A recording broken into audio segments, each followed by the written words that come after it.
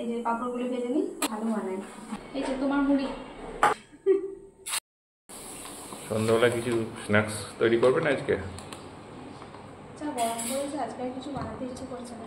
তাও বললে যখন, কালকে একটা জেঠু এখানে বাড়ির সামনে পাঁপড় বিক্রি করতেছিল, অনেক রকম পাঁপড় ছিল, চিংড়ি পাঁপড় নিয়েছি। চিংড়ি পাঁপড়? চিংড়ি পাঁপড়, তাহলে চলো ওইটাই ভাজি আজকে সন্ধ্যাবেলা। চলো চিংড়ি পাঁপড় খেয়ে দেখা যাক আর কিরকম। মিঠি তো ভালো চা করে, মিঠিকে বলি চাটা করতে। চলো ঠিক আছে, চলো এই হলুদটা ঢেলে নিয়ে যাবো। এই দেখো এই চিংড়ি পাঁপড়টা কিনেছি, দেখি আদৌ চিংড়ি মাছের পাঁপড়ের মধ্যে চিংড়ি মাছের আদৌ কোনো টেস্ট আছে দেখি, সেটা দেখি। চলো ভাজি। এই যে পাঁপড়গুলো ভেজে নিই, চলো দেখি কেমন চিংড়ি মাছের পাঁপড়। বাবা একটু বড় বড় হচ্ছে না?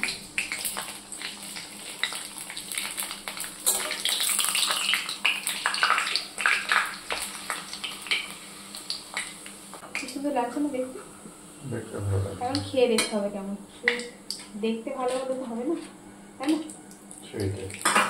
সেটা ভালো হবে। ঠিক আছে, দেখাটা বড় কথা না, খাও টেস্টটা কেমন সেটাই বড় কথা। তো জেঠুদের কাছে অনেক রকম পাঁপড় ছিল, তো তার মধ্যে এটাই দেখলাম মানে নতুন চিংড়ি মাছের পাঁপড়, তো আগে কোনো খাইও নি আর নামও শুনিনি, তাই ভাবলাম চিংড়ি মাছের পাঁপড়টাই নিই।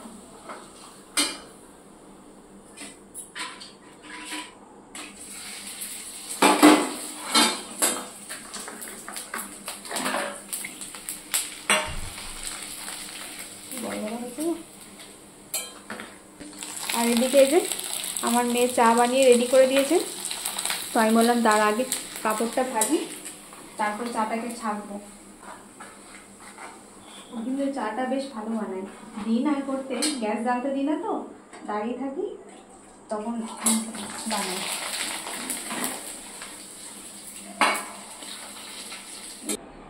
গরম গরম পাঁপড় ভাজা আর গরম গরম চা। দাঁড়াও তোমাকে একটু মুড়ি দিয়ে দিই। এই যে তোমার মুড়ি, হ্যাঁ দুটো দিই।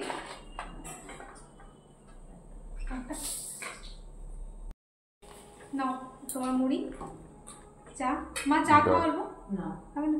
আর আমি ঠিক, এটা তোমার, তুমি নিয়ে নেওয়া ওখান থেকে পাবো। আমি আগে একটা খেয়ে বলি কেমন কেমন, আদৌ চিংড়ি মাছের কোনো টেস্ট আছে কিনা।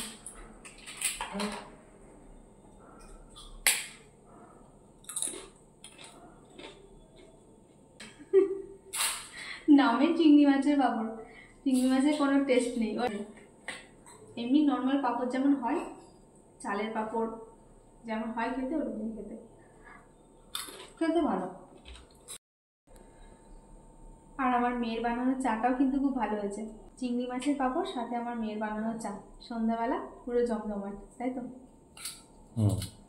খেতে ভালো হয়েছে, চাটা দারুণ হয়েছে, তো চাটা খুব ভালো করে। তুমি তো খেয়ে নিলে, আমি খেয়ে দেখি আগে। বসো বসো বসো, খেয়ে নাও। তো আমরা এখন চা পাঁপড় খেয়ে নিই, দেখা হবে আবার একটা নতুন ভিডিওর সাথে। সবাই ভালো থাকবেন, টাটা।